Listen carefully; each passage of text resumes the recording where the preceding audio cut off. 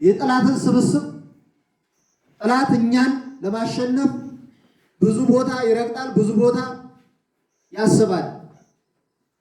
እኛ አዳጊዎች ነገ ሀገር ተረካቢዎች ስርዓት ይህንን ፋሽስታዊ ስርዓት ነቅለን አዲስ ስርዓት ለማዋቀር አዲስ ሀሳብ ያለን ሰዎች ነን ማለት ነው። ነገር ግን እኛን ለማጥፋት ከምስራቅ እስከ ምዕራብ፣ ከምዕራብ እስከ ምስራቅ፣ ከደቡብ እስከ ሰሜን፣ ከሰሜን እስከ ደቡብ ጠላታችን ባለጊዜ ሆኖ ይሽከረከራል። ለእኛ መግደያ፣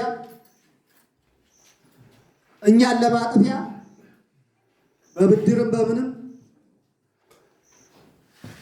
በምድርም በሰማይም ተሰልፏል ማለት ነው። ይህንን የተሰለፈ የጠላት ኃይል ደግሞ እኛ ለማሸነፍ መዋቅር፣ አደረጃጀት፣ ተቋም ስለሚያስፈልገን ተቋም ደግሞ ስንከባበር ስንደማመጥ ነው የሚመራው።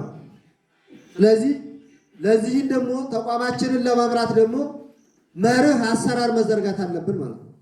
እዚህ ያለ አካል ከላይ እስከ ታች እዚህ ቤት ያለው ሁሉም አመራር ነው ማለት ነው።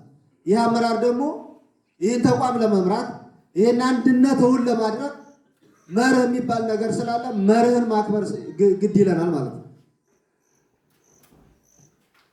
ከአሁን ፊት ተቋም እንዳይኖረን መርህ እንዳይኖረን መርህ አልባ ሆነን ስንንቀሳቀስ ለጠላቶቻችን ምቹ ሁኔታ እንዲፈጥር በአማራ ሕዝብ ላይ ተሰርቷል።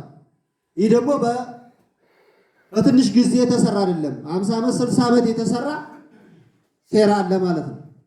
ወይም ደግሞ ያለማንም ከልካይነት ያለማንም ሃይባይነት የመጣውን ሁላ እንዲጨፈልቀን እንዲያጠፋን እኛ ተበትነን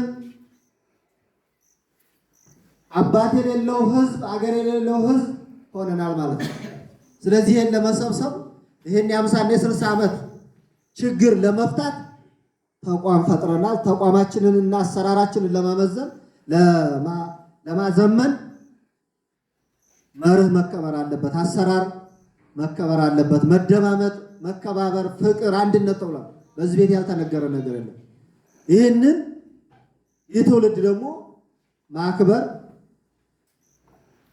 መጠበቅ ያስፈልጋል። የአማራ እጣ ፋንታ ከአማራ እጣ ፋንታ ሲያልፍ ደግሞ የኢትዮጵያ እጣ ፋንታ በአማራ ህዝብ ላይ ወድቋል ማለት ነው። ለአማራ ህዝብ ደግሞ መከራና ስቃይን